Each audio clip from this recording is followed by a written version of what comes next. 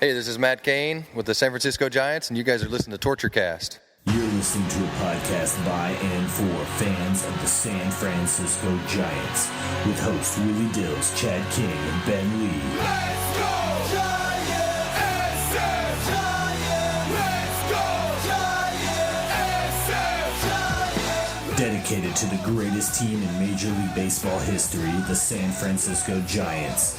This is Torture Cast. Standing on top, not gonna stop. We came to play, ain't slowing down. We're here to stay, and we're stomping on whatever's in our way. I'm feeling like a giant tonight. Welcome to the Torture Cast, the podcast by and for fans of the 2010, 2012, and now 2014 World Series champion San Francisco Giants. I'm Chad King, and who else is desperate enough to talk baseball in this drought of actual gameplay? Ooh, me, ooh, yeah, me, ooh. I found two of them. That anxious voice you hear there in the crowd is Ben. Ben, welcome back. How you doing tonight? Hey, I missed out on getting to crow about the World Series, but Yeah, the moment has You got passed. some catching up to do, man. Yeah. I know, the moment has passed. It's been 5-6 weeks? Well, actually, that's not true. The moment hasn't passed if you're in Kansas City, because apparently we've completely reopened an old wound, but we'll Yes. talk about that later. Rip that scab right off. And the other voice you heard there is a one, Eric P. Danielson Nathanson. I just threw in those two middle names just for fun. How you doing, Eric? Well, I'm doing well, gentlemen. How you guys doing tonight? If we're going to keep giving Jennifer all kinds of middle names, we have to give her TFF all kinds of middle names, so... There you go. Yeah. Fair enough. Yeah, you guys are related that way. So Eric Albus Dumbledore Nathanson it is. Oh, That's perfect. I look forward to the ever-shifting names. No, All right. no, you don't. So this is our first hot stove podcast of the offseason, and obviously the first time we've recorded in about 4 weeks or so. The last time we were reveling in the tears of our champagne dribbling down our faces because it was awesome. We weren't sure if it was tears or champagne, and no one cared. It's all the same. Yeah, we went... Gotta look back at that. We went 2 hours and 40 minutes, Eric. Do you know that? No, I saw it the next day, and I was just kind of stunned. When I went to go edit that night, I was trimming it all down. I was like, there's some dead air in the middle, right? Did I do something here? But no, we went that long. But I mean, that's the thing. It was so cool to talk about it. We've only been able to do it one other time in 2012 because this podcast wasn't around after they won in 2010. Right. So it was my second time doing that, and this is part of the reason we do this podcast. I mean, it's not only talking about the Giants and breaking it down and now having access to the team and really just exploring kind of an alternate view from the fan side because we're able to share that with the local Giants community. But man, that is fun recording that. You can only do that once every so often, and we've done it. I've done it twice now. So I was going to say we've got to do it more than most podcasts have any right to in the span of 4 years. So yeah, any Kansas City Royal podcast. I'm sorry about that. Our hearts go out to you, and also magazine covers. So Hey, any St. Louis Cardinals podcast, they've never gotten to do it either. They did in 2011. No, if they 2011 started when we did. Yeah, but not 2 and 3 years. They Oh, never got I to see what you're go saying. Like that. You're right about that, sir. I'm just no saying one has done that podcasts 2 and 3 are, years. Yeah. Well, and when you think about it, the only other significant Giants podcast that has ever been out there with any duration is Giants Pod. And we love those guys over there, Thomas and Danny, but they've been kind of hit or miss lately. So There's a couple of things that have sort of begun to surface, but I don't know how consistent they've become. yeah, and my point was that Literally, 'cause I haven't nothing been has been looking. around since 2010. Say that. Yeah, nothing has been around since 2010. So I think we can say we're the only podcast that actually has recorded 2 World Series podcasts. So we should be the SI Sportsman of the Year. Just saying. Clearly. Clearly. All right. Well, speaking of royal blue tears, we shed a few tears of our own. At least some of us, I think, did. A lot of Giants fans did. The first topic I wanted to talk about tonight was Pablo Sandoval. We have lost our panda. He decided to go ahead and sign with the Boston Red Sox. 5 years, $95 million is the purported contract amount, I think with a 6-year option. Aside from the tax savings, he's going to get like an extra $7 million over the 5 years or something like that because of Massachusetts taxes. Right. I want to kind of get, Ben, your point of view on why he may have chosen to sign with Boston instead of stick with a place that He's revered, reveled. He can go 0 for 10. People still cheer for him. He's got his panda hats. He's got his crowd, his whole marketing machine. Well, obviously, it's not just that. But why do you think he left, given that the contracts were the same?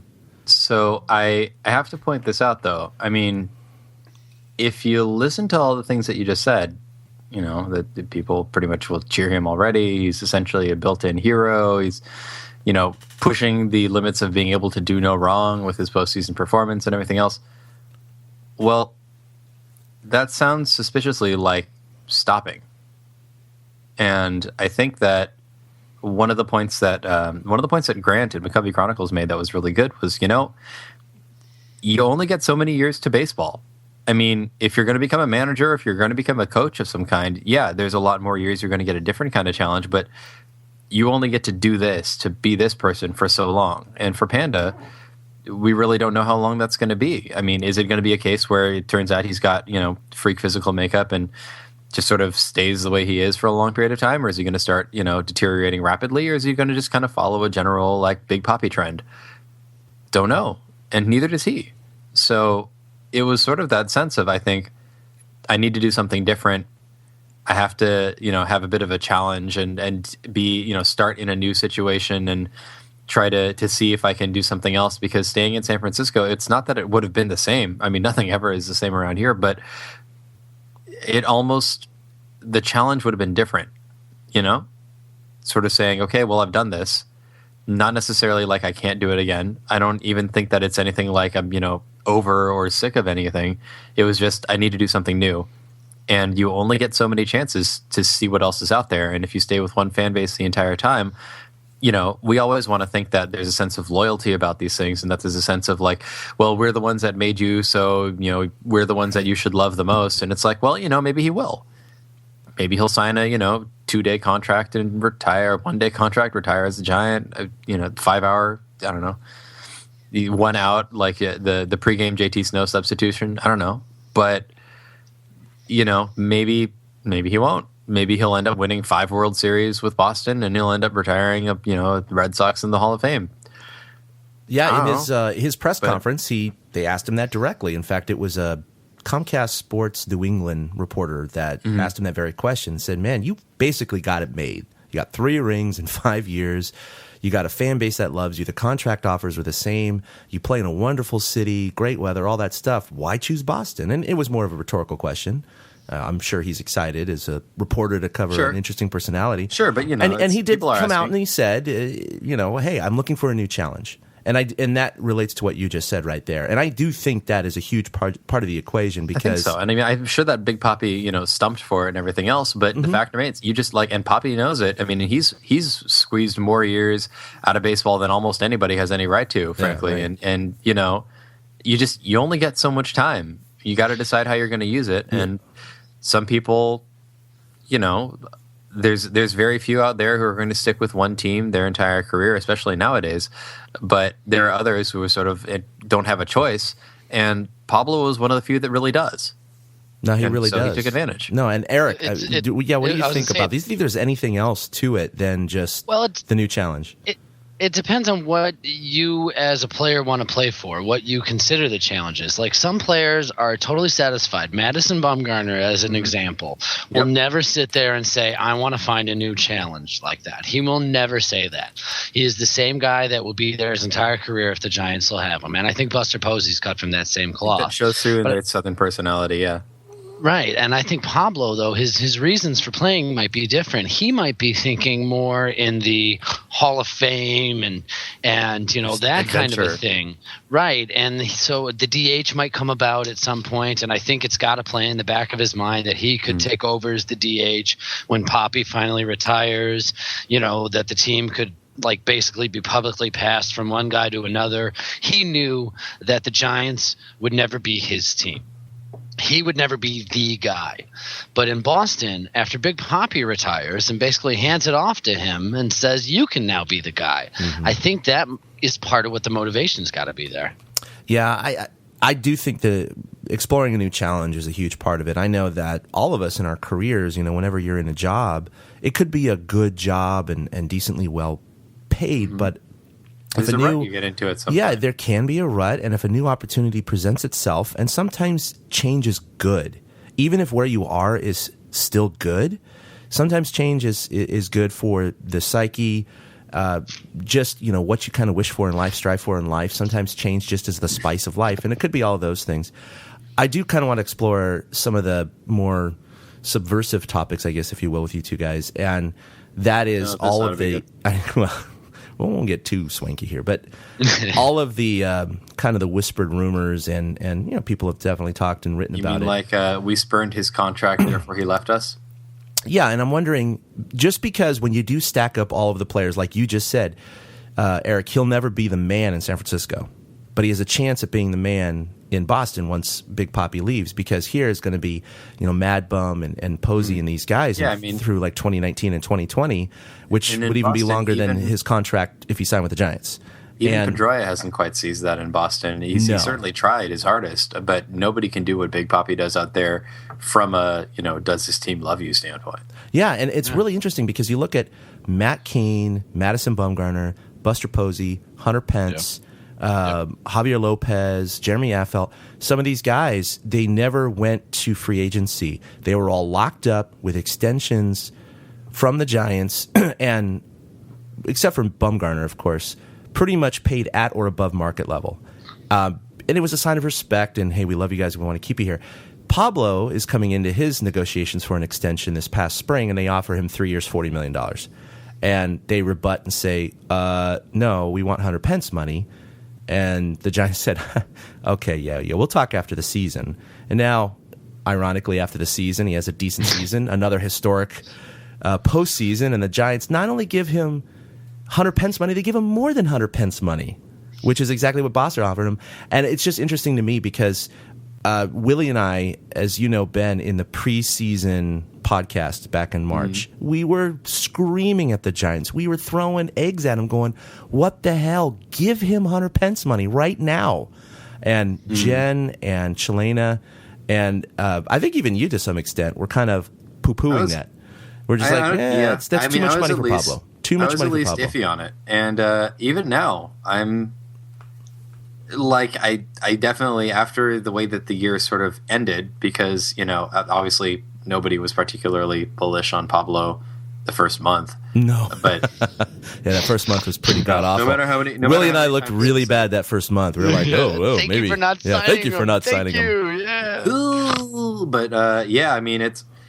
I still don't know that it was the right amount of money to give him, but when you looked at it, the third... Like, you don't forget the other thing that really affected us, and it's not that he's bad by any means. No. But the fact remains, the free agent market for third baseman is really thin. And that's what we were talking about, too. We forecasted the free agent because, you just look on paper. And we said, other than Chase Headley, who the hell is out there? We said, Juan Uribe.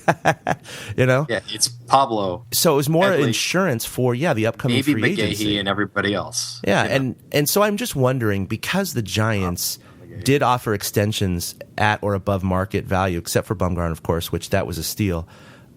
Maybe there is a little bit, a grain of truth to Pablo feeling a little bit spurned. I don't believe in all the weight issue and panda camp and all that bullshit, because I think he's going to face that wherever he goes. I think there could be a grain of truth to the whole, God damn it, guys, you spread the love early to all these other players, and to me, World Series MVP, Mr. 3 home run? No. You didn't do that. You didn't show me the love. And he had a good season. It was above average, I guess, for a third baseman. I don't think that alone would be the factor, but sure. I mean, there's so many things that could be a factor. You could sit and you could talk about them until you're blue in the face. I'm blue. But, well, there you go. Pixar didn't happen. But it's, it's hard to say, like, well, this is the one straw that did it. And that's really what the subversive theories kind of come down to, is it's people yelling about it like, if we had just insert thing here, we would still have a Pablo today. And it's like, no, I mean, after a certain point, it's a combination of, you can't have seen the future. Nobody but maybe the guys in that clubhouse knew that they were going to win the World Series this year. And the ones that insisted just blindly on every other year stuff, which turned out they were right. Good for them. Yeah. But, after a certain point, if you love it, let it go. And I don't know that I think I think it would be impossible for me to say I strictly think that Panda is working on I need a new challenge here. Like, there's so much more that always plays into these things. Just like any life decision we all make, right? Right. It's never just one thing. Right. I mean, there's always one overriding factor, and then there's a bunch of stuff that you use as confirmation bias to tell yourself that you're right in doing the thing you're doing. But that's this is a totally different discussion if the Giants lose to Pittsburgh in the wild card game. true. Because I we agree. don't see any of the things that They Panda don't see does. the postseason magic again. Right. And so, like, everything that happened in playing out and deciding he needed a new challenge, maybe he wouldn't have decided he needed a new challenge. Because I think that half the reason they gave him 3 for 40 at the beginning is they're saying, look, we know you're good, but we can't pay you like the other guys because one year you stunk up the joint. We had to yank you from the starting lineup during the World Series. Yes, you came through the other time, but look, these guys have been coming through for us consistently this whole time. Show us consistency. Yeah. So I could totally see he's scorned in that aspect, but I think the Giants were dead right to do that. Right. Yeah. No, and I understand I'll agree both with that. sides of this. I really do. I certainly didn't want to sign him earlier in the year if it meant that he was going to break a newly created hamate bone somewhere else in his body, or balloon to 350 pounds. Just because he wasn't listening to them and not being able to play a good third base, or maybe even 2 years from now, if they had signed him, maybe he would be too heavy and he would lose a step at third base, and all those things. Could He happen. might have It's hard started. to say. He might have started tuning out the coaches. He Yeah. might have regretted it and been demanding a trade and brooding. I- You remember Or- the team or he had to might come not to have. him. Yeah. Yeah, but you remember the players had to come to him, and it was towards the end of last season, Yeah, it I was believe. Posey. It was. Right, it was Posey and some guys, and they basically said, dude, stack up. We got to do some things together as a team. And to me, that's why I mentioned what I mentioned earlier. I think that to him, he'd rather be the guy telling somebody else to get it together than being told to get it together. Well, I think it's going to be real interesting to see what happens over the next 5 years in Boston. I think So- that fans are going to embrace him at first. It can be a notoriously tough crowd, not as bad as Philly, but it is New England. And if he starts off in that similar April-May slump like he did this year, the boo birds are going to be coming out. We spent Yep. $95 million on this guy for what? Yeah, it's not going to be very good. Honey, where's the car? We're leaving. He parked the car in the driveway. My thing, though, based on what you said about Pittsburgh, which is a really good point, Eric, are you saying that Pablo owes his entire Boston contract to Brandon Crawford? Well, he owes it to the fact that he had a chance. So, yeah, pretty much. Yeah, pretty much. Thank So- you. I mean, So, seriously, Brandon, we're not expect talking to- these kind of numbers. Expect to get a Rolex at some point. Is it? No. Well, one bright silver lining we can look at and talk about right now is, well, they have all that fat money that they were willing to give Panda, and they have that to redistribute to other desperate needs on this team. And one of them, of course, is starting pitching. They really are thin going into next year. And And there it's so are- strange. We wouldn't have said that we were thin if we had looked at this, a year ago. No, not at all. But things And change absolutely. quickly. Things They sure change do. quickly in the major leagues, and they have really changed quickly for the Giants. The fact that they won the World Series with that Frankenstein patchwork of a starting rotation and one Herculean effort by one is astounding. You rarely see that, and we'll get to an award that he got later in the show, and that's one of the reasons why he did. But, of course, the main free agent that the Giants are now involved in talks with is Jonathan Lester, and I didn't see that one coming at first. I was I like, didn't oh either yeah, at first. we do need starting pitching, and the Panda talks got so big that all of a sudden they were like, well, now we're turning to John Lester, and I went, wait, what? Yeah, and honestly, by the time that most of you are listening to this show, you'll know if Lester is with the Giants or not. This is Monday night, and apparently the decision is going to be by tomorrow, Tuesday, and we'll know. And the latest and greatest have purportedly said that the Giants and Cubs are his final two options or choices. And there's even But the been Yankees might come in the background. yeah, Right. They Come always in. might. Hey, After all, they did just lose David Robertson to the White Sox literally a few minutes ago, apparently. yeah. So I mean, stranger things have happened in baseball, but they're talking north of 140, and for 5 So, years. Yeah. And man, that's insane money It's to so me. hard. I heard 7 years was being mumbled at one point. Oh and God! And see now, I just that's- you know, we and cannot do Barry Zito not all over because again. it's not because he's a lefty, and it has nothing to do with his ability. Because, well, honestly, Lester is still a pretty damn decent pitcher. But yeah, I have shades of Zito strictly just because Wentz burned twice shy 7 years. Yeah, no, 7 And years I that's think it. would hopefully the Giants, in So- my personal opinion, would bow out if that's what they were demanding. But the guy's 30 years old, so a 7-year contract puts Not him at totally 37 years unreasonable old. if he goes the Tim Hudson route, but you never know if he's going to go the Tim Hudson route or if he's going to go completely different. Or for all we know, John Lester is the next Jamie Moyer waiting to happen. You never really can tell with some of these pitchers that have shown some longevity. The thing that kind of concerns me is,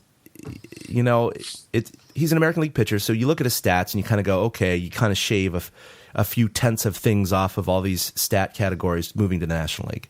I think we can all sort of agree on that. His career ERA is 3.58. If you exclude the first couple years, it was over 4. That's fine. But this year was by far his best year as a professional. And I'm just worried that because he's consistent in the sense of he's always had a 3-point or a 4-point ERA somewhere, but this year he had a 2.46 combined with Boston and Oakland. I mean, just an outstanding year. And he's riding that into this mega contract. And I always get concerned that I don't think any Giants fan is actually thinking he's going to duplicate a 2.46 ERA in the National League next year. Nope. And I hope no one expects that if we do sign him. But is that his high water mark for his career? And if it is, any team that's getting him is overpaying for him. They still may get a quality pitcher, but not at that level of contract. But the Giants do need another arm in that rotation. They do have the payroll to do it. And I think they're actually coming off their last year of payments for the stadium next year or 2 years from now. I think it's maybe 2016. So they're going to be flush with cash for the next 10 years. So they can afford this. And so, you guys, are you excited about this? Or do you think if they sign him for 5,140, 5,145, do you think that's a good thing? Lock him up. I want him. I want him and Bumgarner to be at the head of the Giants rotation, because you're talking about moving from the American League to the National League, shaving things off. His ERA was 2.46 this year, but the years before that, 3.75, 4.82, then 3.47, 3.25, 3.41, 3.21. Very consistent. He can stay there. around a Right. He can stay around a 3 ERA. His whip is 1.276. That might drop down to something like 1.1. And Bumgarner's a 1.135 in his career.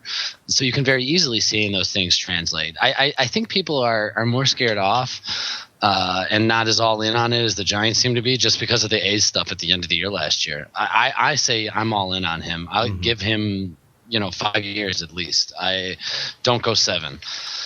What about you, Ben? I mean, but it does occur to me in the back of my head that it's just like, if Lester doesn't go here, he's a Dodger. It's because that's just what they do. Preventative move, right? That. Yeah, realistically, he doesn't go here. I'd be thinking that it's like he'd a be cock like block Sox, or something. Sox or Cubs. But it's on some level you always think. I should point out the Cubs have been scooping up damn near everybody. That's been insane. Well, guess who their GM is? I mean, Jesus. Yep. Well, the Cubs are doing what the Mariners did last year, and it kind of worked out for the Mariners almost. It got them to within really. So, I mean, I will say with Lester, my issue for me, I think, is that I just haven't had as many opportunities to watch Lester, because you know how when names get bandied around, there's there's either a certain reputation that goes with them, or a certain experience you recall, or in some cases, you hear a name and you go, my God, that man carved us up for 5 years and I had to watch all of it. So when we got Jake Peavy, for example. Yeah. But it's, there are certain names with Lester, for me, he's good. And it's one of those ones where it's a rep thing. It's not an experience thing. Right. And so my gut doesn't follow me into this land of, yes, we do need a starting pitcher. Lester is one of the best ones on the market right now, easily. Yeah, that's the thing that we should go for. Yeah, okay, so my head agrees with that. I don't know if it agrees $140 worth, but that's just because or $140 million worth, but that's just because my brain can't wrap itself around that number. I mean, we have the technology. We have the money to do it. Like, there's nothing wrong with going in on that. It's just such a, holy crap, man. It's like, yeah, let's just throw $140 million at this guy. That ought to work out great. But it's like my heart just kind of goes, oh, yeah, we're going to throw a ton of money at John Lester. Okay. And, it's one of those ones where if we do it, I'm all in on it. Like, let's, if we do it, then all right, that means that we've got, potentially a healed Kane, Madison Bumgarner, Timmy and Hudson. Yeah, Hudson and Lester, and probably that's Tim Lincecum as a 5th starter. Yeah, even with the exception of how he pitched at the second half of last year, teams would kill for Tim Lincecum as a 5th starter. Okay, no, let's take that back. With the exception of like the last 3 years of pitching, teams might go for Tim Lincecum as a fifth starter still, but it's not the same. Like now, at this point, they'd be like just trying to see if they could conveniently stab each other with forks. They wouldn't be going all in with the swords here. Well, it's interesting how this is all going to play out because I think if the Giants are successful in landing Lester, I think you close the door on, and I know this could break your heart, but probably no Vogie and no Peavy. I think I'm already anticipating no Vogie, to be honest. He just didn't close out his last campaign strongly enough to warrant he really consideration. Yeah, and not to warrant consideration against the other things going on in the club. I mean, when Jake Peavy has talked himself into better consideration than you, he's kind of like, all right, well, that's already one guy that probably would be willing to sign for not a ton of money or a long contract who, and if the Giants needed an emergency fifth or even if they just needed a fifth starter at all and said, you know what, Lincecum goes back to bullpen duty for now because we don't know how to fix him. Yeah, and I saw on Twitter today, it was Vogie and I think the Twins were talking or something. And then I saw that. Peavy and the Marlins as well. It doesn't mean that they're signing, it just means they're talking. I do think that if Lester signs, it's going to be, Bum, Lester, Kane, Hudson, and Timmy is going to be the rotation, and they would not need the services of Vogie and Peavy anymore, and they have Petit as the long guy and backup starter for any one of those guys who goes down. I think Bum's going to be solid. Lester hasn't had any injury history, which is a good thing. Zito didn't either, though. We sometimes wanted him to be injured, didn't we? He was remarkably durable. He was incredibly durable. It was just he wasn't good about that. Because he threw it like 50 miles an hour. Yeah, pretty much. Jamie Moyer was also quite durable. Yeah, absolutely. Yeah, exactly. When you don't put much strain on your arm. Matt the Cain. thing about Lester that. Oh, go ahead. Well, I was going to say, did you guys know that he is 3-0 in the World Series as a starting pitcher? Yes. Yeah. Did you also know that he hasn't thrown to first base in over 2 years? True, but I mean, he just doesn't let guys get there. That's weird. That's just very odd. Huh. Yeah. Well, I was just saying, you got to consider that if that's what earned Pablo his money, and we talk about, credibility and what jumps out with Lester as a reputation. Well, I mean, that's where the rep got built, I guess. Yeah. That and he beat cancer. No, right, yeah. and that was a big one. Yeah. So then you're going to get John's a fighter. Yeah. John is that's true. I'm curious what nickname. Okay, so first question: what nickname do you think Bruce Bochy gives John Lester if he were to sign? Johnny. Yeah, I was going to say Johnny because you can't really do anything with Lester. I really just want it to be Lesty somehow. Yeah, Lesty. There's no way that works. That doesn't work. No. What about let's say the Giants. What? Let's say the Giants sign Chase Headley. What do you think? Headley E. Heady. Chasey. Great job tonight, Heady. I do think why I needed to do that. I do think the Giants, in my own opinion, should go for Lester right now. They are a big market team now, not at the level of the Yankees or the Dodgers, but they're up there, and I think this is what they need to do. They're pushing it a lot more than I think we give them credit for a lot of the time. Yeah, they've escaped the Zito contract finally because last year he was still getting paid. I hope everyone remembers that. He got paid $20 million. No, I guess it was $20 million. It was $5 million buyout for this past year? Something like that. Or $7 million. It was $7 million buyout. It was closer to that. So anyway, we're still paying him for this past year. We have Panda money freed up. I just think that this would be a good move because they've had so many issues with the starting rotation the past couple of years, just with a little bit of the injury bug that it not only gives you just a solid 1-2, and can you imagine? Matt Cain has been the horse and durable and amazing throughout his entire career until this past year and a half when clearly those bone spurs, which he's had apparently all of his career, finally moved and got in the way and they removed him. And I've heard a lot of people worried about, oh my God, is he going to come back and is he going to be the same Matt Cain? It's like, look, guys, it was not Tommy John surgery. He had some bone spurs removed. No. He's structurally the same guy. Nothing is different. In fact, anytime there's surgery, sure you wonder, but it's not like there's a new ligament in there. It's just there's just less crap floating around. There's just less crap floating around to irritate the ligaments, which is the issue he was having. So hopefully it's more like the rookie and he suddenly has a super arm and he could throw 110. But no, I'm really excited about his durability is going to be hopefully back this year, and he's going to be back to the old Matt Cain. And if that's the 1-2-3 punch, holy crap, that's right. That would be solid. I think the Giants would be certainly favorites with the Dodgers to win the West again. But Moving on, we have some other holes to fill, and namely the outfield. Of course, Michael Morse last year was just signed to that 1-year contract, and for $6 million, despite his injuries, it certainly was well worth the dollars because not only was he a fan favorite, and my favorite interview when we interviewed him back in January, absolutely, February. that was a great one. I mean, Morse is just he's a well-spoken, interesting, crazy dude. But just a fun guy, and just he had clutch hits. He started the season obviously hot with the power, and he had his injuries, which we were all afraid of. But he wasn't injured as much as he had been in the past, and he had incredible clutch hits in the postseason, as it turned out. Yeah, he coming off the bench a few games in left field. He picked the right spot and the right time to deliver. His RBI singles, his tying home run. I mean, it was fantastic. Again, a key member, a key cog of this machine. But the question is, he certainly is worth well more north of his $6 million contract. He has many suitors right now, apparently. There's 3 or 4 teams talking to him. And I don't think the Giants are actively pursuing him right now. I've heard like zero chatter about his agent talking to the Giants. And I don't know if I doubt it. Yeah, you've heard anything differently. And is that because the Giants are either waiting or they're just like, look, Mike thinks it was great, but we need someone else?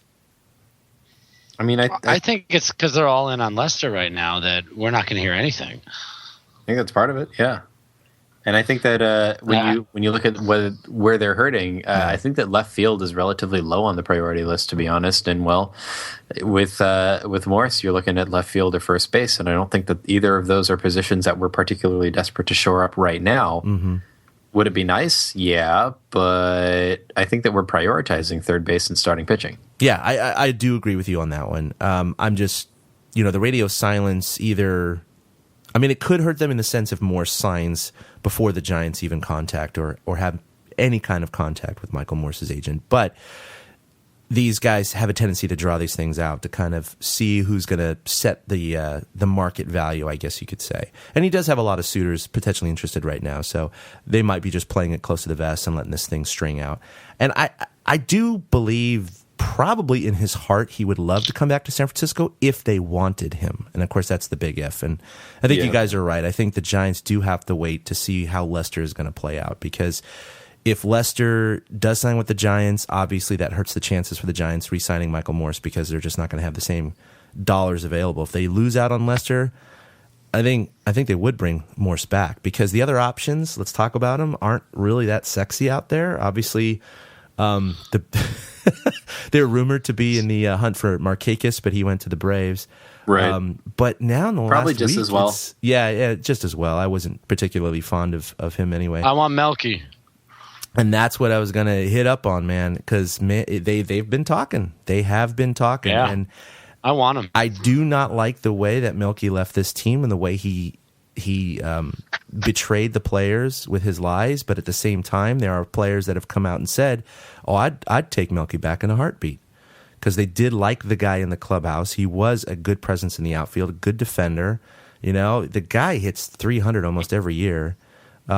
He's the one, well, not the one, but he helped the Giants win the West in 2012, despite the fact that he wasn't on the postseason roster. But I wouldn't mind having him back personally, but I'm wondering, between you two guys, Ben first, what do you think that would cause any animosity or strife or PR issues for the Giants if they re-signed him because of his whole, banned substance issues?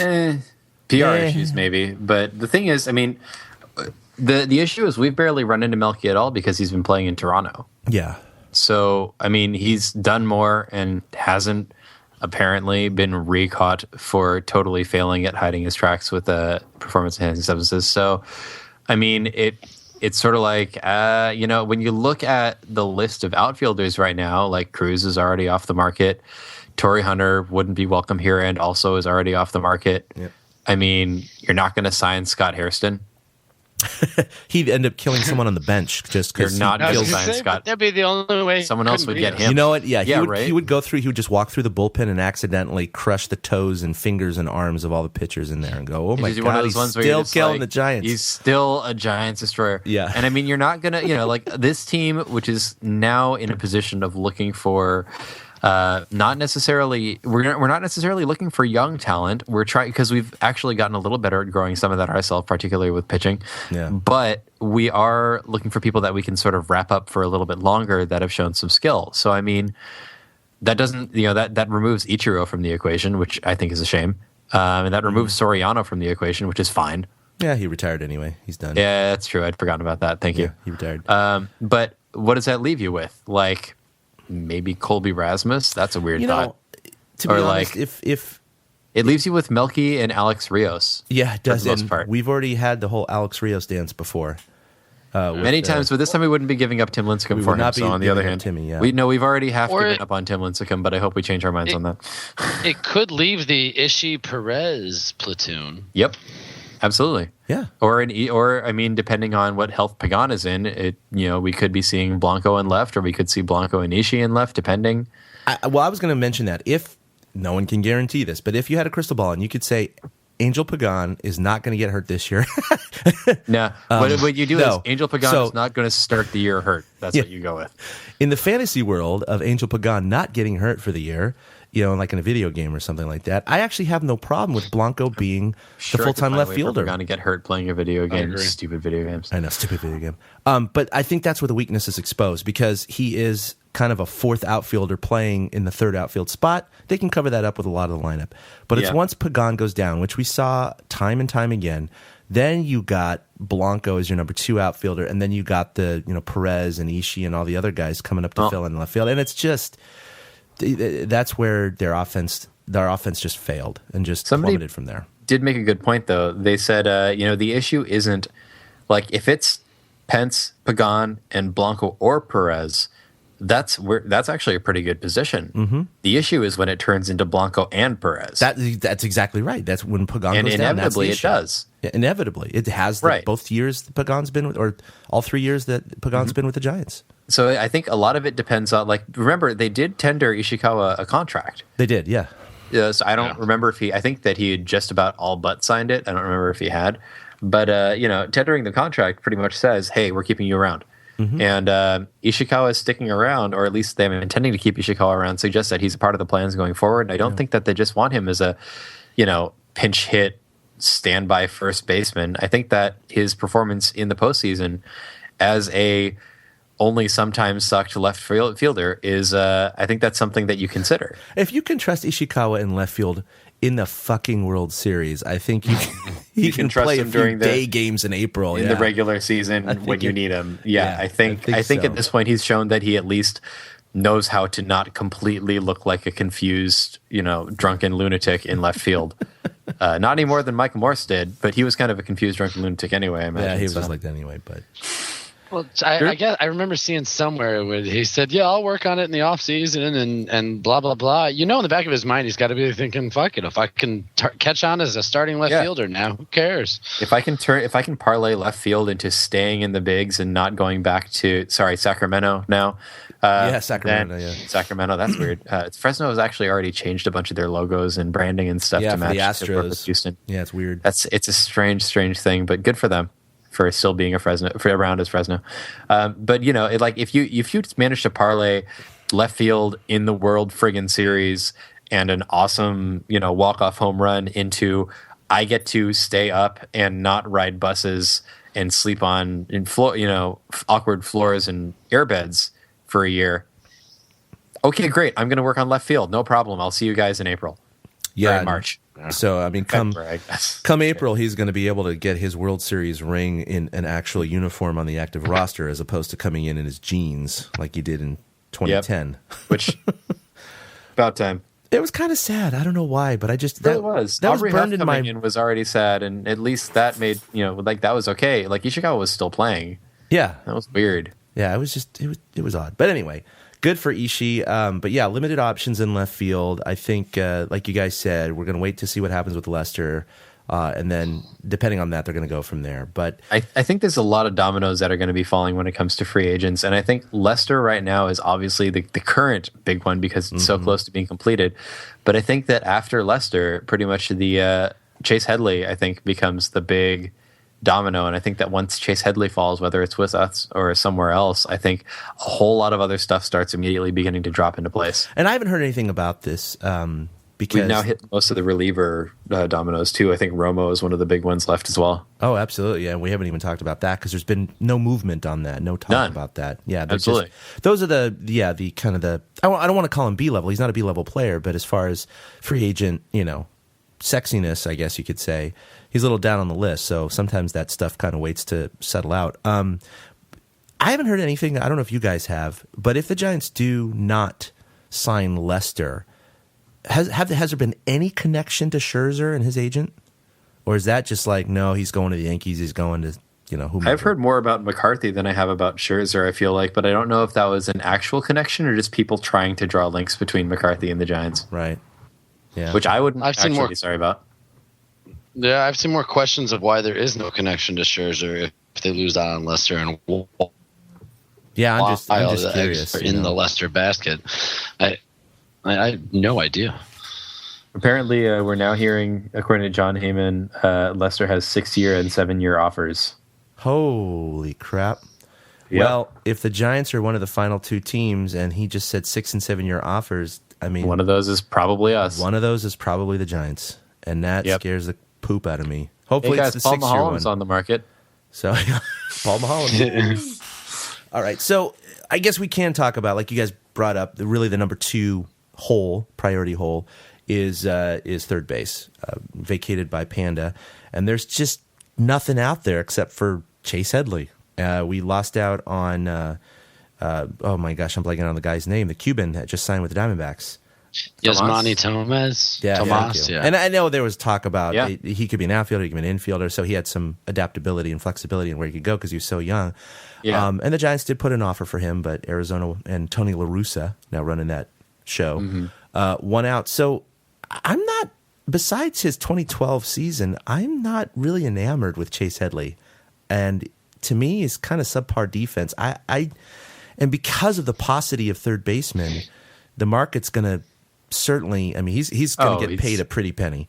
And Chase is, I'm sure, just like out of his mind over the Pablo contract, just going like, well, good. I can't get that because there is no way in hell I get that, which means great. I can be like, look at what a bargain you're getting at 4 years, like 65. Yeah. Like, I mean, and like 4 years, 65 for Chase Headley. But I mean, it's kind of like, it's kind of like, going and who else is on the market? Going to Eric Baskin Chavez? Robbins, and they're kind of out of your 3 favorite flavors, and the 4th one is there, and you're kind of like, well, I don't hate it. I really like that one. Yeah, I don't hate it, but Usually. I gotta pay the same for it because I'd rather pay less because I don't like it as much. And anyway, I just think that it's kind of better than nothing. But at the same time, do the Giants want to fork out $15 million a year for this guy? When you look at who's on the market, and that's the entire problem, is looking at who's on the market. Unless you want to sign Jack Hanahan, Chase Headley is probably one of the best options out there, and certainly one of the more consistent ones. Because there's a huge drop-off between him and anyone else. Well, and the problem is, when you look at, if you were to make a chart of WAR of the third baseman, just average WAR over the last 3 years, you're looking at just Pablo is just towering over everybody, and then you've got Chase Headley, and then things just kind of start just really quickly. It just that just really just got right out of hand. And so, I mean, when you look at those the problem is you have to look at both. You say, well, should we be trying to trade for a third baseman? Is that what should be happening? Should we be trying to trade for a starting pitcher? Who do we have that we can give away to do that? This is not a super heavy trading team. They will usually pick one thing, but otherwise, the only the free agent options pretty much at this point, it's Chase Headley, and it pretty much ends after Chase Headley, and then you're just kind of picking up pieces, searching through SCAP, putting Joaquin Arias at third base, promoting Mac Williamson after he has a chance to come back from TJ surgery. There's just sort of this rotating cast of meh. Yeah. No, it really is, and I've heard people. Matt Duffy. Why don't if Scudero's healthy, he'll play third. It's those aren't realistic options, people. There's no way the Giants are counting on that. No, that could be a D-Day option. It'd be really interesting, but to see. They're not planning on that. Scudero go to third with Panic at second, and go, well, missed your shot on that, fella. Yeah, pretty much. Yeah, we do have an option in house, guys. I just don't know if I like it. Yeah. Well, I'll tell you what I think.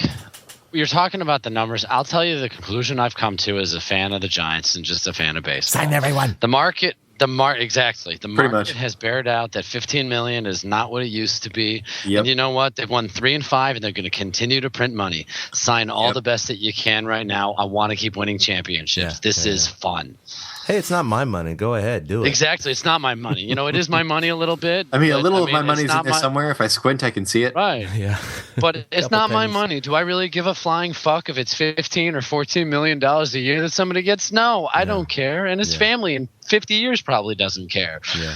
So that's totally my mentality. It sounds like a Yankee mentality, but it's totally my mentality. Sign whoever the hell you can. Throw the money at them. I don't care. Keep this going. Yeah. You've got Buster. You've got Bumgarner. You've got Kane. You got great core. Keep it going. I think part of it is we keep talking about, with the money that they were going to throw at Pablo, we don't know where this money ends, man. Look at the way that they've just payroll has grown and grown and grown, and it's not growing at the same rate as inflation. Like, you're not seeing it line up with the way that every other team's payroll is growing. It's because we've been successful. But you're right, they're basically printing money right now. And so I don't know if it's just out of habit or if it's just out of just like gut reaction going, my God, how can that possibly be worth $95 million? Where I can't make myself say, why, yes, we can just print money and hand it out to everybody. I can't make myself do that. But when you step back and you look at how the Giants do their offseason, that's it. They print a bunch of money. They maybe make one trade. They pick up a couple of random-ass minor league and non-roster invites that end up completely blowing up, and ta-da, you've made a team. Right. They don't do a ton of trading. They're not the A's. They're not the Rays. They have money to throw at problems. And so Sabian pretty much jams a bunch of money in one of those confetti cannons from the parade and says, Chase Headley! Well, apparently, it's been all over Twitter tonight, but he said he will decide on what team he's going to sign with by the end of the winter meetings. But probably he's waiting for Lester and guys like that to set off the wave of activity. But I guess he does have a 4-year, $65 million offer on the table right now with an unnamed team. So I wonder who that might be. Lester? Headley. No, Headley. Oh, Headley. Sorry if I said Lester. I think it's the Yankees. I would imagine it's the Yankees. Yeah, it's the Giants and Yankees that have pretty much had the ties to him so far. So, but I mean, I agree with you. I would, if it was 4-year, 65, I'd probably just do it. Just do it. Yeah. That's how I feel about all of it. It's not my fucking rear. money. Go pay them. Yeah, That's no, how you I were feel right about on all there. this. I don't know how I did that, I wrote an article. Give Pablo all the money. I don't care. Yep. Yeah. That was a good one because you had a good point. Like, it's not our money. We're emotionally invested in Pablo as a fan base, and that is something that you can monetize from their standpoint. Right. And, there was nobody better on the market at third base. Nobody. Yeah. Nah. Seeing that weird, creepy panda standing next to him in the Boston jerseys at Fenway, that was a little weird, but he'll regret it in 3 years. We'll see. I mean, I think that's a distinct possibility. I really, really do, but it remains to be seen. For his sake, I hope not. No, exactly. I like the guy, and like, for his sake, there are some people that probably want to be vindictive about it, and I think that he needs to fail. I want to be so sweet if he fails. I'm going to rebel. Yeah, and it's like, come on. With a guy that enjoys baseball as much as Pablo, if you're trying to get your schadenfreude from him and not from Scott Hairston and like watching Shane Victorino fall over in the outfield, you're really doing baseball wrong, man. You're just not going about this the right way. Like, you gotta be sitting there and waiting for Yasiel Puig to just like crash into a wall and fall on his ass and be fine but extremely embarrassed and mocked on national television. Yeah. I can deal with that kind of schadenfreude, but don't touch Panda. We're still pretty protective of him. I know I am. Yep. Yeah, it's not like it's not like Brian Wilson going to the Dodgers. I probably will just for the first 2 years of his contract, to be honest. I'll be like, Boston, don't you mistreat Panda. Like, he's been gone for a year and a half, and shut up. Yeah, definitely. Well, I mean, I guess that's pretty much the free agent discussions that have been going on with the Giants and who they've been linked to recently. But as far as what's happened the last couple of weeks, one of those things that happened today, I think, took all three of us by surprise. I did not see that coming at all. I don't think anyone saw this coming, but Sports Illustrated, of course, I think they've done it 14 years now, have had their annual Sportsman of the Year. It's pretty prestigious. Oh no, they've award. done the Sportsman. They've done the Sportsman of the Year since they started. You're right. I'm sorry. It's the last 14 were in the video. My apologies. That was released today. Gotcha. Yeah. Gotcha. So they've been doing this for a long time, and Sorry, it's I'm a big SI guy. No, good. when I was a kid and a teenager, I still have boxes of old SIs when like Shaq was still with LSU, and the next big thing in the NBA. I have all those old ones. It's pretty cool. And he literally was. And he literally was. But Sports Illustrated named Madison freaking Bumgarner as their Sportsman of the Year, and I think to all of us, he's clearly our Sportsman of the Year. I mean, my God, the guy is to anybody elevated that watched to a new baseball level. and isn't from Kansas City, he was Sportsman of the Year because every time he came out in the World Series, like people that I didn't know,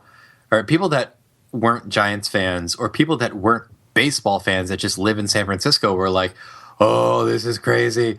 It's absolutely electric." Yeah, and that's not like if it was enough to just have one of the most calm, mellow guys on the team come out of the bullpen. And I guess mellow isn't really the right word, but one of the most like level, just just flat face, just nothing. And he comes out of the bullpen, and people that don't watch baseball go nuts. He's made an impact. And I think, I was not really that aware because I was a little hermit, being in my my house. We're used to flipping out about Bumgarner because that's just what you do. Yeah, it's our little, we assume East Coast bias and no one's watching and the whole thing. But that's what he did. And this is proof right here because he won this award. He transcended the sport of baseball because this isn't the baseball player of the year. This is the sportsman of the year. The athlete that Sports Illustrated thought had the biggest impact on the game. And there's a lot of different attributes they list there. But that's pretty incredible. We knew he had a historic postseason, one for the ages. And I think it's really, really cool that Sports Illustrated recognized this because we do always talk about East Coast bias and we're never, Giants, West Coast sports are never recognized. Right. But this is definitely one of those outliers that none of us saw coming. Mm-hmm. So I'm pretty stoked about it. It's not like winning the World Series, but we saw it as a huge thing, but we didn't realize other people saw it as a huge thing too. Yeah. Like to us, it was just kind of Mad Bum being Mad Bum, and like, whoa, and wait a second. Deal. Yeah, absolutely, it was a huge deal for us. But you get used to these things being huge deals for your team. You forget that every once in a while, like this team is good enough that there's inevitably somebody on that team is going to do something that makes the rest of the nation go, "Wait, what?" And this one made the rest of the nation go, "Holy shit!" Mm-hmm. It's so interesting having friends at work being like, "Man, Bumgarner, like it's unfair, man." And I was like, "Wait, you watch baseball?" He had a huge impact, and I wasn't expecting it. I thought it was going to be, I don't know, Popovich, to be honest. Yeah, like I wouldn't have been surprised if it was Greg Popovich, and nope, it's just like. No, here's Madison Bumgarner in a cornfield on the cover of Sports Illustrated. Wait, what? Yeah, it was actually there was this great article written by God, who was it? I have a link to it somewhere. I'll find it, put it in the show notes or at least on our website. But it linked to a bunch of Royals fans' tweets about the announcement today. Some of them were freaking hilarious, but one of them I'm going to butcher it, and it's definitely not verbatim, but it was something to the effect of, Oh, that's it. Yeah, put Madison Bumgarner in a field of wheat from the Midwest to like just he's rub. Conquered Kansas like he's City. Conquered Kansas City and rubbed. Like he's from the what? Yeah, I know, of course, but I mean, right? Like it was great. When things still sting just a little bit, and you just think that you started to get over them, and all of a sudden there's Madison Bumgarner on your damn magazine rack in every freaking drugstore you walk into. Yeah, okay, that's gonna hurt. Yeah. Like those opinions I respect, and those fans that still are hurt about it, I do not blame them because if anything, I feel like Royals fans are going to sit on this for a while, be upset about this for a while, and then quite frankly, that team is eventually going to go somewhere. They're getting better, and it's going to be us in 2002 all over again. But for the Royals, that's a really good point. Yeah, it's definitely going to hurt those Royals fans for a long time. We are the Angels for Kansas City. No, and I have to agree. It didn't happen in the exact same way, but the feeling is mutual. It's absolutely mutual. I think it's just about almost as crushing because of the way that they got there, more so than the way that they it's not like they had gotten ahead and then collapsed. They were a little bit behind all the time, but they had destroyed everything in the postseason coming up to there, and we handed them their first loss. Yeah, and so that excuse me, throat just dried out. But you know what you get. That's what having to talk about the Angels will do to me. You get a little choked up, literally. Choking on monkey fur. I think Christopher Lloyd just reached his hand down my throat or something. Anyway. Oh, man. That's Mike Scioscia. Oh, that's even worse. Nobody needs that. Dusty Baker. Does anybody taste... Dusty Baker shoving the game ball down your throat. Take it off the mound now. Does anybody taste abused reliever? Yeah. But yeah, I mean, it's such an interesting emotional arc to see that. Now, on the other hand, the people that responded saying, no, the Kansas City Royals fans were supposed to win Sportsman of the Year. Whew, I can't tell if they're being serious or not. I thought it was a joke at first. I really did. I saw a few retweeted ones, and I was like, oh, that's a good one. I like that one. And then I saw a couple more tweets linking to an article, and then I read the article, which that guy, nominated, quote unquote, the Royals as Sportsman of the Year.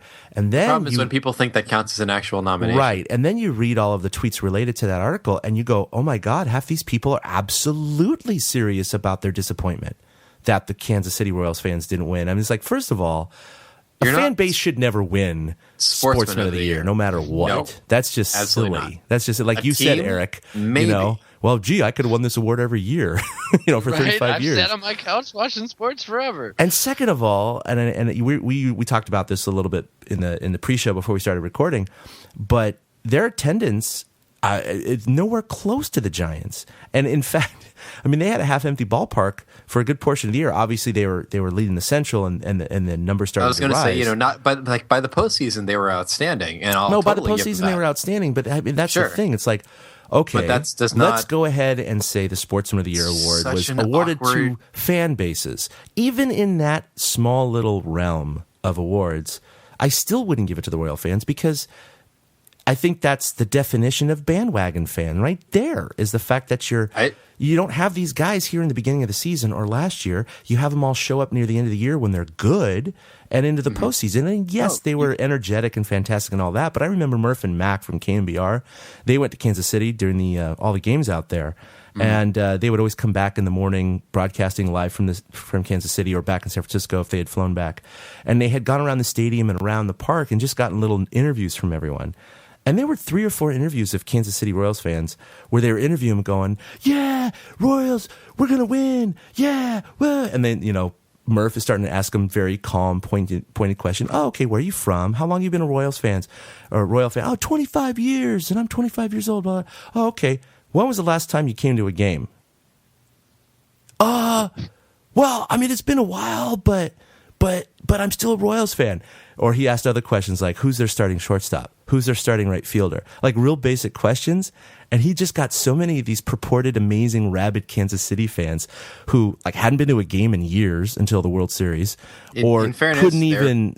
I know they're cherry picking, but I was going to say, well, it's more like people do that with Giants fans at the park all the time. Because and I understand that too. But it's just one of those funny things where. But you did see your some legit fans in that baseball were serious, yeah, a little bit, which we all know how we at least feel about best fans in baseball. Yeah. I feel like if you're going to give it to any fan base, you hand it to the Cubs and you just come up with a really emotionally striking picture because there's really nothing to celebrate. Oh my! Sorry, this is off tangent, but what's his face from the New York Giants who made that incredible one-handed catch a couple weeks ago? Odell Beckham. Yeah, Odell Beckham. And OBJ. You saw all those memes of people photoshopping him into different scenes. And it was like the Sistine Chapel and things like that. Touching the hand of God. There was one where he was right in front of Bartman catching the ball at Wrigley Field. It was fantastic. Oh my gosh. Oh, that just gave me a chuckle. Well played. It was Moises Alou standing there backing off going, what? Stretched out catching the why is Odell Beckham ball. Jr. here? Yeah. See, I'll never forget where I was that night. I was living with Cubs fans. I'll never forget where I was that night. Wow. Oh my God. That's great. Oh boy. All right. Well, anyway, so that was pretty cool that he won. That was Mad Bum. Yeah, Kudos this to started him. on Mad Bum. I know, right? We went off there. So, well, okay, just a couple more things to wrap up the show. But one thing that happened a couple of weeks ago that went a little bit under the wire, but Tim Flannery, the Giants' third base coach, has officially stepped down. He has retired from baseball. He's not going to another team. But he wants to spend more time with his family and concentrate on his... Go out on his own terms while he's still got his health. Exactly. He wants to go out on his own terms. He's won 3 rings in 5 years. He's had a long career. It's just one of those things where, he just felt like it was the right time to step down. And I think, we're going to miss him. And I, liked his Lunatic Fringe or whatever Tim Flannery Facebook page, and he was always posting really interesting things there. Real cerebral guy, real emotional guy, very outspoken. Yeah, very very cool because you could really get some insights into the heartbeat of the team, and it was really cool to read down the playoff stretch too when he was talking about the energy of the team and his thoughts getting on the plane, that kind of stuff. So I'm kind of going to miss all that, and he's done some amazing off the field work too with Brian Stowe and all that fundraising and the music he's performed. Not only that'll by probably himself. continue, to be honest. And that will continue, of course. I'm sure there's no way that Flan doesn't stay a part of Giants culture, especially as long as Bochy is there. Yeah, because those two are just tight, and so there's no way. But yeah, he's not staying on. Like he's thinking, from what I had heard, it's like, well, maybe I'll help out the club a little bit, but not like daily grind road trips level. Yeah, no, nothing like that. And when you get down to it, who can blame him?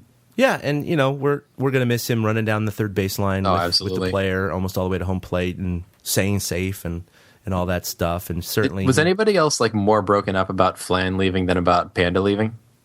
Because I feel like a lot of people were. I totally was. Yeah, I totally was. Well, I might have been, because at least when Panda was leaving, I felt like we'll still see him around. He's off to do other things, and so is Flan. But just the guy was such an emotional center for the team at times, and just was such a constant presence out there, and one that you sort of you take for granted a little bit, almost more than Pablo, because he's you don't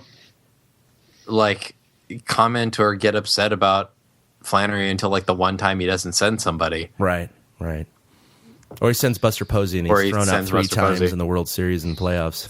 Just never send Buster Posey. Send Buster Posey. Well, they won all the games, he get thrown out, so it's a sign. Yep. So there was a method to the man's mad. That's right. Right. I just got to make sure Buster he gets just thrown wanted out more once. Right, he wanted to get more runs thrown in on his resume, I think, to boost that total. It's funny with Flannery, you mentioned that. I was more broken up because Pablo is a thing that we knew could happen. Yeah. Pablo was always a possibility in the absolutely. back of our minds. Flan came out of left field, and it almost, since it came out the day after, it almost seemed like he waited for Pablo to do his thing and then told Sabian and Bochy that it's time for him to move on. So I think that's kind of why it kind of hit us more. And it was kind of uplifting to think about the day after Pablo went, because it was like, oh no, we lost Pablo. And then you thought about the good spirit that we had. Like for me, Flan, it was a personal thing. I met him when I covered the game down here, the first ever game I covered down here in Tampa. And he was the guy that totally disarmed me. I started talking to him and we just talked about music and didn't even talk about baseball. And then all of a sudden the Rays were off the field and he had to go hit fungos. And literally the conversation ended with, well, got to go hit fungos now. And he, trotted off. And we literally went Jackie Green, Grateful Dead. We talked about his Lunatic Fringe. We talked about stuff with Brian Stowe. Didn't talk about baseball once, you know what I mean? But the rest of the day there, you guys know that press box feeling where you're freaked out. The rest of the day there, I was a lot less freaked out because that was the first conversation I had with somebody in uniform. Yeah. Yeah, that was a great article that you wrote up. That was a 2-out hits one, right? Yeah. Yeah, that was, so that was fantastic, so to me, because it's like Flan in a nutshell. That's exactly, I think, what we would have expected of a story about Tim Flannery. Yeah. Right.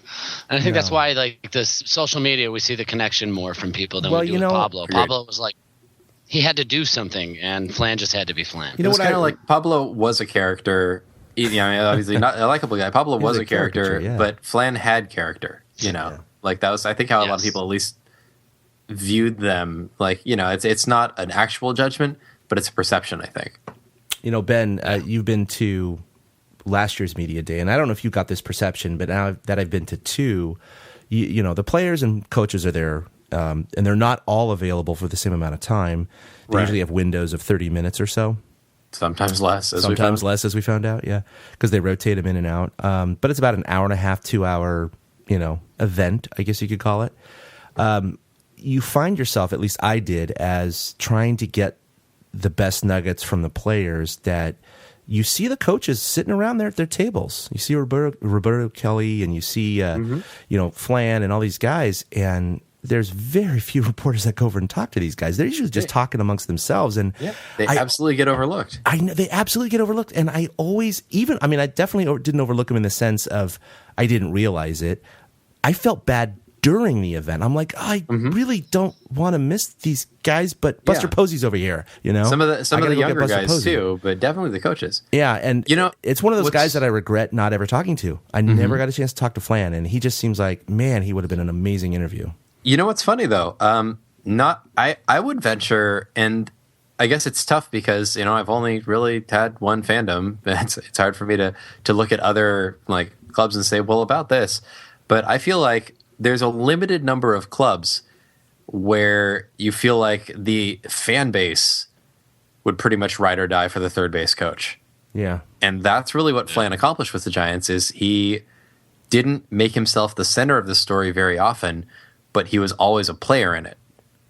And I think that it's interesting to say that people look at this team, and partly because he was animated and had character and was outspoken and had things to say and did work for Brian Stowe and really just didn't overly attempt to make himself visible, but kind of couldn't help it because he's Tim Flannery. Yeah, he had an impact on a lot of people because he was noticeable as the third base coach, and they aren't always. A lot of times you forget that they're there until either the announcer mentions them, you happen to catch them in a shot with the runner on third, or they screw up sending somebody home or not sending somebody home in time. And otherwise, they're almost a non-factor. And Flan was really never that. That was one of, I think, the most interesting things about him is just he developed a personality at third that you don't get from every third base coach, I think. He's a good guy. Kirk and Kipe helped that, yeah. Yeah, I mean, that helps a lot. They always do. Yeah, we're going to miss him here. Yeah, although rumor is that we have some interesting internal personnel moves coming, some that are well due. The rumor that Amy G posted said that we were hearing, through CSN Authentic, Roberto Kelly apparently is going to be moving to third base. Billy Hayes is actually going to be coming out of the bullpen, where he was a bullpen catcher, and actually becoming the first base coach, which I actually think, from what I've heard about Billy Hayes, is great. I think that could be really awesome. I'm curious to see what tips he has when it comes to base running. But I mean, from what I've heard, just lifelong student of the game and decent guy. I mean, I'm curious to see how he does. And Roberto Kelly, like it makes sense. You usually see guys go first base, third base, bench coach, manager. It just seems like the logical progression. But Roberto just has such an eye on the game. Like when you watch them, it doesn't matter who he's talking to at first base. If he's not reaching for your gear, he's not looking at you. Because you're not important. Everything else on the field is important, and it's how you react to it, and that's your job. Right. You listen to him. He's paying attention. He'll give you an idea what you need to do here, but he's never looking at the player at first. He never looks at them to talk. He's constantly watching the rest of the field. And at third base, it's going to be the same thing. That actually is the thing that makes me go, yep, Roberto's going to be fine. I think he's going to be fine. It's third base coaching. It's not rocket science, but man, it could make an impact on any given game. Mm-hmm. That's the. It's not easy either. I don't even remember the Royals' third base coach's name anymore. I couldn't tell you who the third base coach was before Tim Flannery. You know what I mean? We barely know who these guys are. I only remember a couple. Flan was one in a million. And I think that Waller's moved on, or was it Van Berkeley? And like Glenn Hoffman for the Padres. Mm-hmm. I have a really limited number of third base coaches in my head. Yeah, Wendell Kim was there for years. Yeah, Wave and Wendell's all I really remember. Yeah. Man. Well, all right, so we're going to wrap this up here real quick. But Ben, I saw that you added to the notes here a little extra segment, a little fun here. So why don't you go ahead and talk about that? So I'm going to throw one out here. So let's say dream free agent. If you could have one free agent added to the Giants this offseason, and we're going to pretend it's not at the cost of anyone else the Giants are pursuing. Literally, they're just there so that you can go, I have always wanted to root for this player in a Giants uniform, and now here they are. Who's your dream free agent for the offseason? I'll go first. Okay. I'll go with Pat Neshek. All right. Pat I'm with Neshek. that. I really like Pat Neshek. Only because Michael I Moist does, looked too. through this list of people that are free agents this year, and I would have preferred to have done this little thing next year or the year before that, because there's not a really good list of free agents this year. Period. So out of all those guys, I mean, I've always liked Pat Neshek. We all know it was a few years ago now. Yeah. Where his infant son passed away right after, and I always got a kick out of him, even back in his days in Minnesota with his funky delivery. He was so hard to hit in the NLCS. He's a guy I'd love to see if they lose Sergio, which I assume will happen. Pat Neshek, he would be my dream guy. And Neshek really blossomed this year, and he's just really like, from everything that I've heard from Cardinals fans, they really love Pat Neshek. And as we know, that doesn't happen with every reliever. It can. We certainly love a lot of ours here, but I mean, it's just Neshek just seems like a really just down to earth, honest, great guy, and it's really nice to see he had some success this year. I'm with you on that. Yeah. Chad, you got one? Yeah, so we are talking about current free agents, right? Not like Current free agents, Babe yeah. Ruth. No. I'd really like to pick up. No, I was going to say Uribe, but I had to look up, and he's signed for another year. Just bring back Barry. Yeah, just bring back Barry. Well, because he's a free agent. He never technically retired. Bring back Barry. Oh, yeah, and by the way, he's apparently planning a comeback this year, so we'll see about that. It's going to be a little weird. So is Zito. Never know. Yeah, definitely. To be honest, when the offseason started, my eyes were on Max Scherzer. Mm-hmm. That's who I wanted real bad. I think he's... I mean, that guy is Scherzer's a hell of a guy, too, to be honest. Yeah, he's a real nice guy, and he's been through a lot and really has come out, seems like a decent human being. Right. I like his stuff. It's pinpoint control, hard throwing. I mean, to be honest, when you look at his stats, they're very comparable to John Lester. They got pretty much the same career ERA. His whip's a little lower. Strikeout is definitely higher than Lester, so because he is a power pitcher.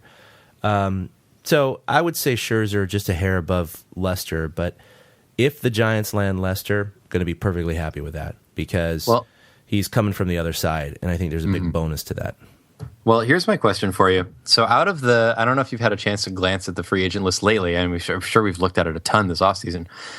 If you had to pick, not just for utility, because I do think I would enjoy rooting for Scherzer, not just because he's damn good at pitching, but I feel like I would enjoy rooting for Scherzer. Like, I just think I'd like the guy. Mm-hmm. But if you had to pick one guy who's a free agent right now that you could bring onto the team, pretty much not just like remotely, but not really because of his baseball prowess, but because it's somebody that you've always been like, yeah, I've always wanted to root for that guy. You want me to? I can. Yeah, I have two, to be honest, but I have one more than the other. So I'll go with my less so, and then I'll let you think about one, and then I'll drop the other.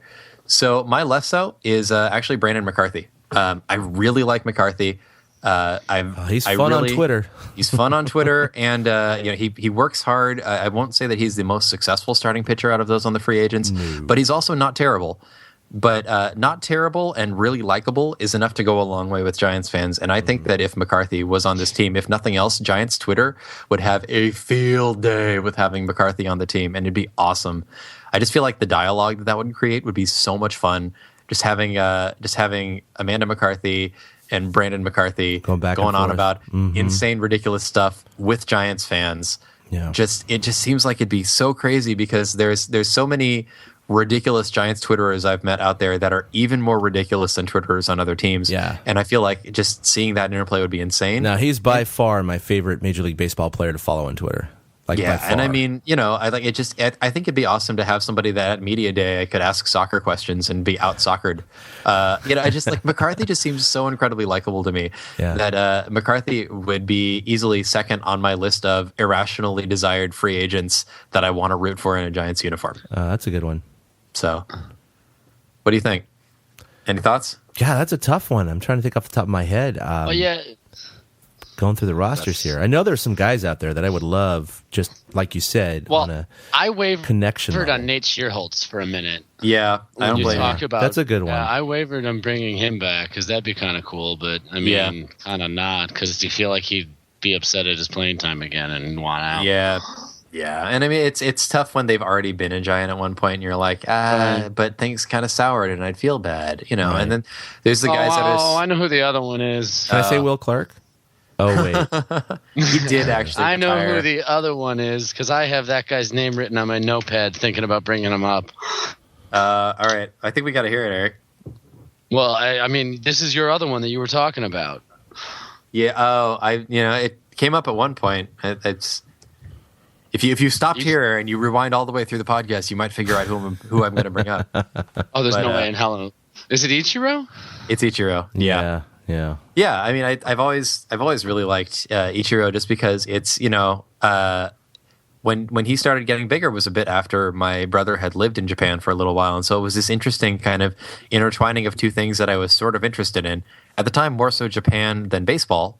But just hearing about Ichiro, like it hadn't really occurred to me when I was younger that like, oh, there is also baseball in Japan to an extent where players who are good there will come over here, but not necessarily be that good. And then suddenly Ichiro is making news by being outstanding, you know. And like I remembered vaguely Hideo Nomo and vaguely, you know, like just like Shinjo and stuff. But just like Ichiro was always the one name that stood out to me as a very distinct, very unique in his personality, but really a product of two very different baseball cultures. Mm-hmm.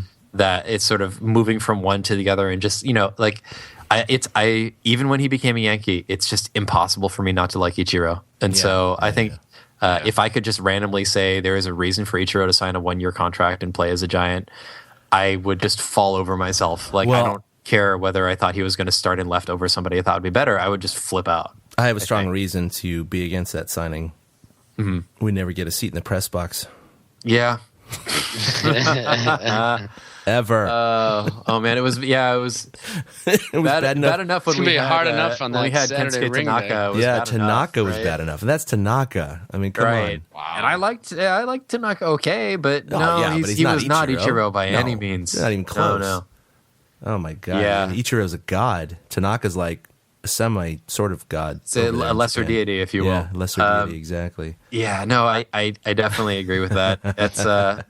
That's selfish reasons. Yeah, but you know, like if that wasn't a factor, if somebody told me like, hey, for 1 year you're not going to be able to get into the box, but Ichiro's going to be a Giant, I'd be like, done.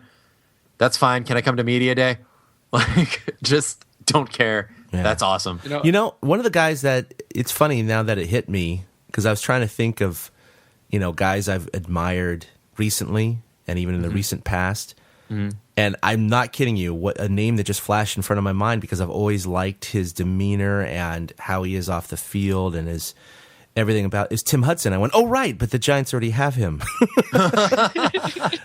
I'm dead serious. It was like it was like patching back to like 2009 or something. It was like I really like Tim Hudson. He seems like a really quality guy. Oh, we have him, right? Right. Oh, so we're not thinking about AJ Przinsky then, okay? Bizarro World. You don't want to bring him back? Isn't that the guy that we all want to see back? Let's do it. I'm going to go throw up real quick and I'll be right back. I think Ichiro would be cool in San Francisco. I think he'd be fine as the fifth outfielder here too. He would teach guys things. Yeah, I mean, Ichiro is still good enough to start in left like half the time, especially after the inevitable Angel Pagan injury. Yeah, would you start Ichiro Suzuki over Juan Perez? Yep, probably. Yeah, probably. Yeah, probably. But I mean, just there's a couple of other names on here of guys that just like I've generally heard of like decent character, which you know I could be wrong, but guys like like Kadire who ended up getting signed by the Mets, or like Mark Ellis. I would actually really enjoy seeing Mark Ellis in a Giants uniform, even though we have no need for him at second base. Like I almost want to say Grady Sizemore, but I think I'll change my mind on that. Yeah, no. Maybe not that. He'll just break something random. Yeah. Does Derek Jeter count? Yeah. Coming out of retirement. Sure. I mean, apparently Ryan Dempster counts according to the list we're looking at. So the one I'm looking at has Jeter on it. So does it really? Yeah. Maybe it's official until the season starts. Or something. Mine actually doesn't. That's That's funny. I'm on ESPN. It's Oh, I see. I typed and clicked. Click, Yeah. click, ding. I did Yeah. the Google. That's all. I did the Google.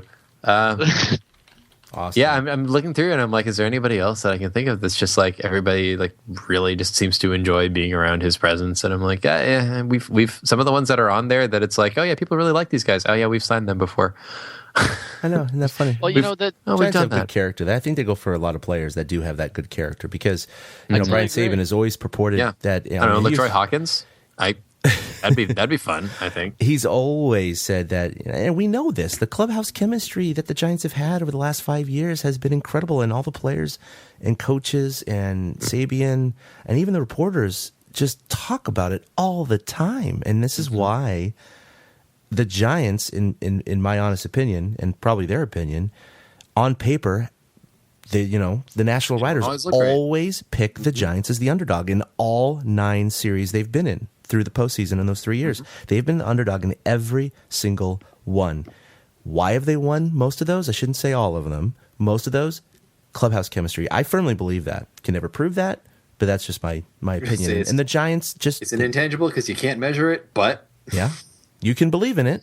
yeah, I mean, there's something to be said. Obviously, it's easier when you're winning, but these are guys that even before the season has started, even after like coming off of terrible years, they just Like this year, we got in there and Mike Morse was already like, man, I already feel at home here. Yeah. Like, I love this. And I'm like, man, you've been here a couple minutes and we're coming off a terrible year and you're coming off an okay year. And Well, and Boch was behind that signing Yeah. because he managed the Japan team and Morse was on that one. And that's right. And he just was like, this guy, perfect fit. So he was Absolutely was, kind of too. the scout, if you will, Bo- for Boch nailed Sabian on that I mean, one. Everybody really nailed that one as far as does he fit the team? Mm-hmm. Morse, Peavy, Pence nailed it. Yeah. Really, just like we have not all the same personalities, but certainly like just that sort of that enthusiasm that started with Pablo and Romo and carries into sort of that level-headedness that hits Bumgarner and Posey, and then moves into that goofiness that hits like Pence and Morse, and you just sort of see this sort of like 3-point, like everybody kind of fits within this general range for the most part, It's definitely a melting pot of fun personalities. and it That works. seem to care. Absolutely Well, works. with all the free agents, because we're getting towards the end here, I'm sure, and wrapping it up. Rapid fire, quick question. All right, John Lester, just yes or no? Is he going to sign with the Giants? Yes. No, I'm with Chad. I say yes. Okay. I'll be Chase happy to be Headley. wrong. Chase Headley, is he going to sign with the Giants? No. No. I'm with you guys on that one. I think no. I have no idea what they're going to do with the third base position. I think we're just totally We're not gonna. sure I think just third yet. base. We're gonna start by making it up. It's gonna be almost Yep. a Jose Castillo thing, and then we're gonna figure Yep. something out. I think midway it's through going to the year. be grasping at straws to begin the season. Yep, or it's gonna be Joaquin Arias. Yeah. That's grasping at And that straws. scares me even more. Okay, so if they miss out on Lester, do they get Scherzer? God. Given that there's been no connection yet, it's I really can't- hard for me to say. Exactly. I have no basis of information to put that on, so I I don't feel know. like Scherzer and I Lester know, but are we're the opposing Giants dominoes. podcast. Throw something against the wall. What do you think is going to happen? Yes, I think they will make a strong push for him. So, I think you don't get but Lester. no, you I don't push for think. Scherzer. I think they push for But- Scherzer, but I don't think they get him because I think the Yankees are going to get him. Yeah, Yeah, that's what scares me about that. I say yes on Lester. I say no. I don't think they'll get Headley. But honestly, I'd like. Oh, okay, Melky Cabrera. Do you think that's a real possibility, or they're talking he's leaning towards Seattle now? Yeah, he's leaning towards Seattle, but I mean Cabrera and Cano and Cruz, and I could see that happening. yeah, but exactly. So I say no Melky and So this time next week, we could have a completely different team, though. Yeah, yeah, it's really could. weird. It's really we could These be, winter we could be meetings talking go about, through. or Right. failing that, we could have a completely different outlook on the rest of the league. Absolutely.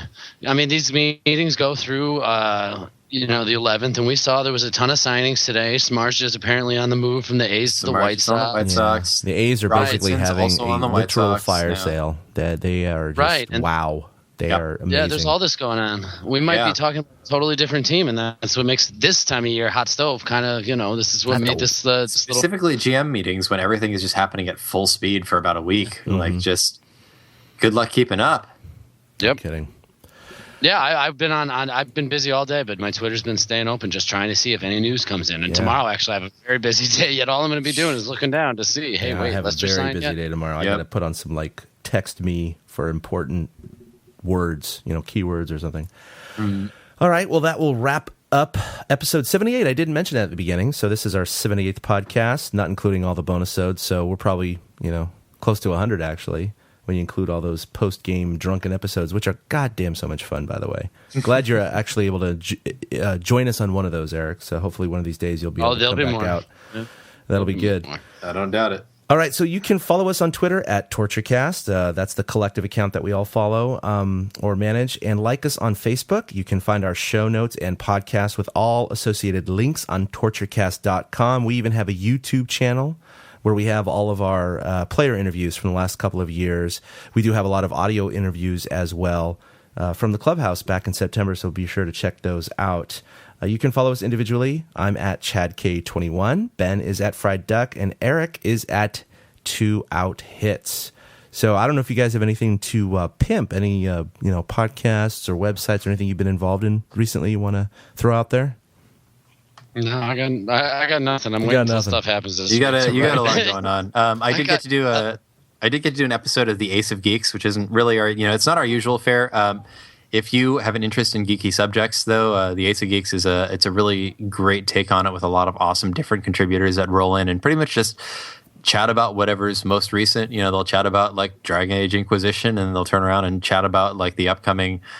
Talks about Ready Player One, the movie, and it's a different side of my interests.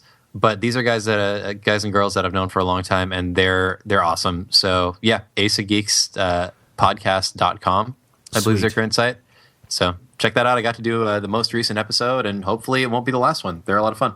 Yeah, and I know we do have some cross, kind of fan interest here with the TortureCast and a lot of, geek related products. We freely admit that we are one of the geekiest Giants podcasts. Oh, absolutely. Out there. I mean, I'm obviously big real into small gaming. field to choose from. And and I should have said, not that he needs any more followers, but Willie wasn't here tonight. You can follow him at Willie Dills. Of course, he has freaking 9,000 followers because of his internet gaming stuff, World of Warcraft and Hearthstone and others. Our local celebrity. Our local, you guys, I finally finished the first Final Fantasy game. I've been trying to do it for 11 years. He's too big to record with us tonight. Wow. So I really have. I'm not even kidding. It's terrible. Oh, and my I've been goodness. Great. That's so insane. Excited. I turned into Captain Ahab. It was just I can see the ending, but it's it just always eludes me. And I would switch to a different system and start over.